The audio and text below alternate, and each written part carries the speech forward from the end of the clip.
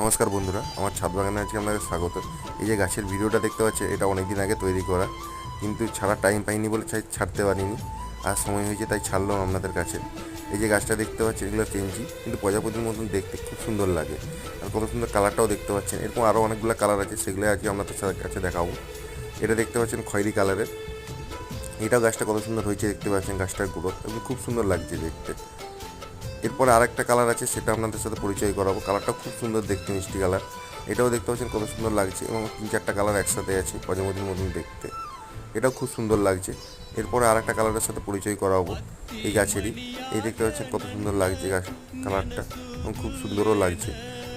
এরপরে আরেকটা কালারের সাথে আপনাদেরকে পরিচয় করাবো। এই দেখতে পাচ্ছেন, এটাও কত সুন্দর দেখতে লাগছে।